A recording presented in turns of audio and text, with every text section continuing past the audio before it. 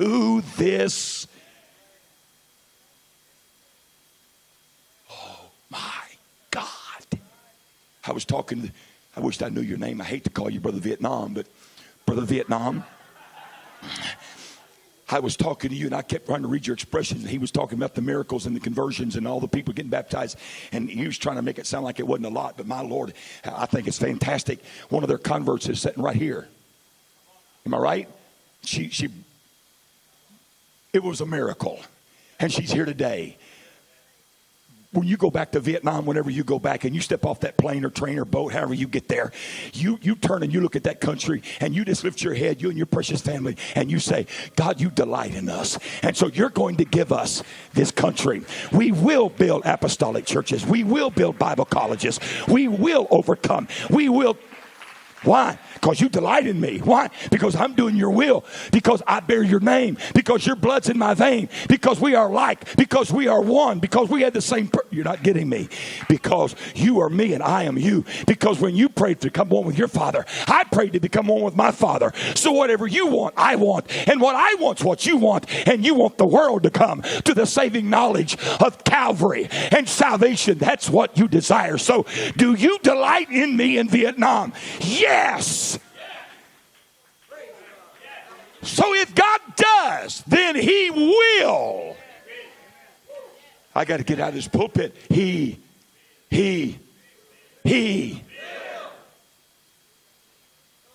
Do you really believe that? Okay. I like that. Because now it doesn't matter what the doctor says. I say, you're right, doc. Absolutely. That's true. Yep. Those nerves are dead. Yep. That's what. Yep. That's, yep. Yeah. Okay. No problem.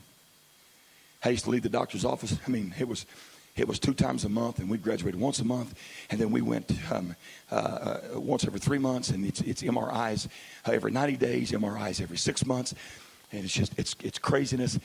Now we just waltz in like we're going to McDonald's. I'm not trying to make light of a bad situation, but it really doesn't affect me like it did 2 or 3 years ago. I just know, hey, God delights in me. So whatever they say is true, but it's not the end. Because I'll just take that and go right into Dad's house and say, hey, this is what I got from Dr. So-and-so, the neurologist today. Let me know what you think about that. Okay, I'm making it too easy. So, and this is why we don't have more. I'll show you. So if the Lord delight in us, man, I like that. If God delights in us, then he will bring us into this land. And now this is where it got me. All my life, I believed that God was going to give me revival.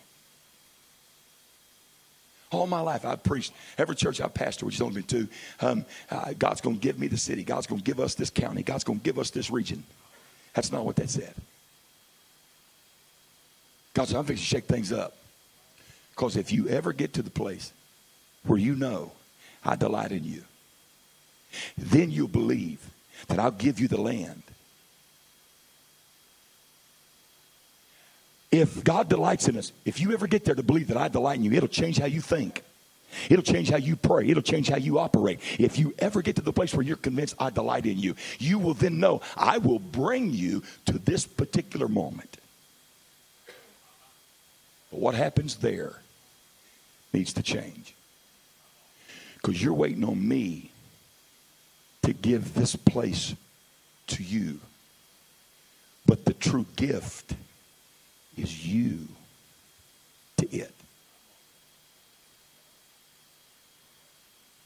For God so loved the world that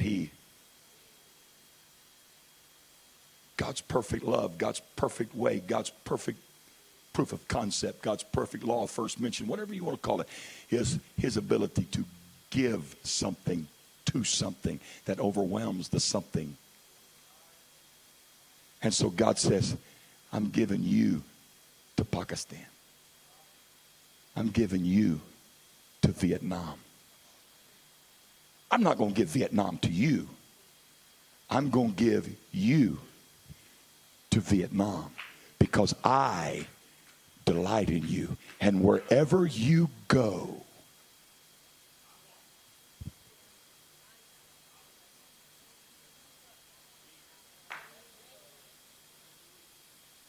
Galatians 4. We know that when he wrote these letters, there was no division. You know, it wasn't chapter 1 and chapter 2 and verse 3. It was just a letter. So when you read the Pauline epistles or the epistles and you read these things, you read them like a letter. It's him writing down saying to the church, hey, this is me, Paul. I greet thou in thou wonderfulest names of the Fatherest. I salute thee.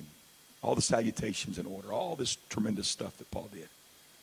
And then he begins to write. He said, hey, let me tell you something. Don't err from the faith. You hang on. You stay true. You still with me? Stay true. Don't err.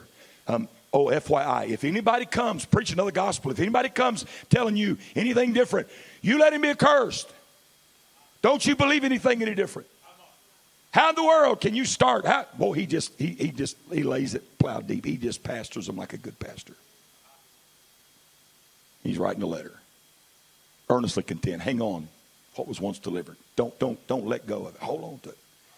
He keeps writing. Gets into what we call chapter 3, and he starts changing his tone a little bit. He said, hey, I'm going to tell you something. This faith that was once delivered is more than a salvational faith. And he says, the faith that I'm talking about is not just what is death, burial, and resurrection, but it's a faith and confidence in God's ability to do through you and with you what his desire is in the earth. What are you talking about? He said, like he did with Abraham. Now, I don't have time to go into all of this. You're just going to have to trust me. I'm relaying this somewhat right. Like I did with Abraham, I'm going to do with you.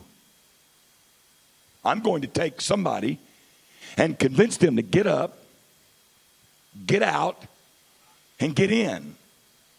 And if that individual will get up, get out, and get in, I will make a covenant with them. I'll give them every place the sole of their feet touch. I'll bless their kids and their kids and their kids and their kids. Let me just save you some time. I'll bless every descendant of Abraham. From now until eternity, I'm going to bless every descendant of Abraham. I'll bless them going. I'll bless them coming. I'll bless the fruit of their hands. I'll bless their basket. I'll bless their field. I'll bless their car. I'll bless their horse. I'll bless their health. I'll bless their hair. I'll bless their eyes. I'll bless their marriage. I'll bless their kids. I'll bless their shoes. I'll bless their, are you listening? I'll bless you going. I'll bless you coming.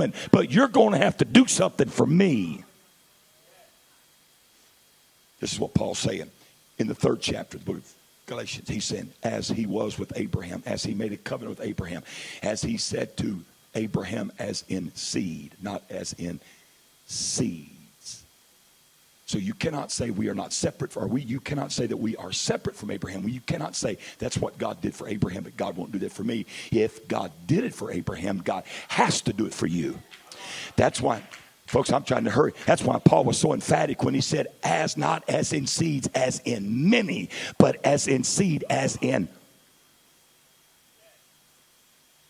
So if God blessed Abraham, God will bless the man or the woman who is in the covenant of Abraham, which is in the covenant of Christ, which has taken upon the name of Christ in baptism and risen with Christ in the newness of life, death, burial, and salvation.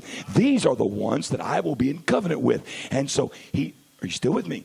He's in the 3rd chapter, and he hadn't even got to where he's going. He's saying, brethren, I speak not of the manner of men, though it be a man's covenant, if it be confirmed, no man disannulleth or addeth thereto.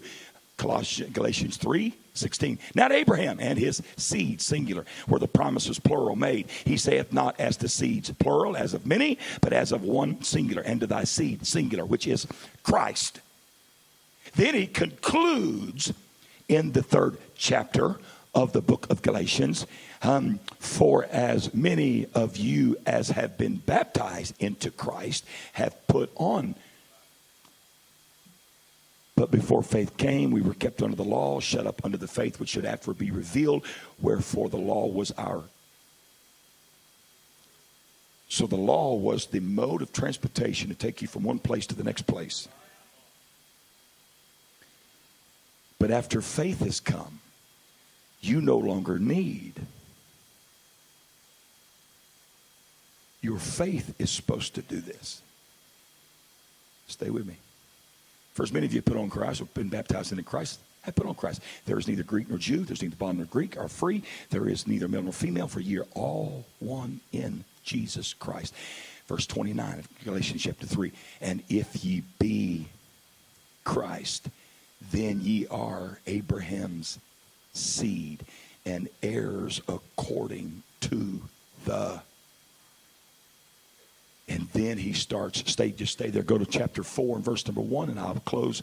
And then he starts saying, here's the issue. When a young man or a child would be born into the household, the father would take him and would send him to school, especially the son. Because it was always the father's will, it was the law, it was culture. The father would turn over his inheritance to his sons. They would grow the business, love the business, be blessed by the business. It was theirs. But the son could not take ownership or own it until he went to school. And then at school, the father would visit often. Am I boring you? Because if you're hungry, I'm hungry. We'll go eat right now. He said, I want you to know that there will be times I visit you. I'm just going to walk among you. I'm just going to feel some things out. I'm just going to make sure you're paying attention to the teachers. That you're not. I've joined the Grandpa Club, and I'm not quite to the level that Brother Hughes is, where they're devils, although my oldest one's getting close. She's Poppy's girl, and I had 4 boys, and she shows up and just wrecks my world. And she's the perfect angel sent from God. She can do no wrong until right now. So she just had a younger brother born. And so the other day I was in my recliner. Now if I showed you pictures, you would think, I'm not just joking. This child is beautiful. She's my granddaughter, of course, but she's classy. She's outspoken. She's got a great sense of humor. I mean, she excels for being 2.5 years old. Oh, my Lord, she's wonderful. And she goes everywhere with me. I mean, she rides on Poppy's tractor. She rides her horse. I mean, we go fishing together. She's just the perfect little angel from God. So the grandson shows up. And I don't get to hold him much because I'm Poppy's girl. I mean, I belong to her. So whatever she tells me to do, I do. I'm not quite there yet. And so the other day, I didn't think she was close enough to see this. I asked to hold my new grandson. So I'm sitting in my recliner, and I'm holding my grandson, and life is good. I'm looking at him. I got tears in my eyes. I'm looking, oh, my God, this is my grandson. Oh, isn't the Lord good? Oh, the seed of Jeffrey is going to live forever. Oh, thank you, Jesus. And this little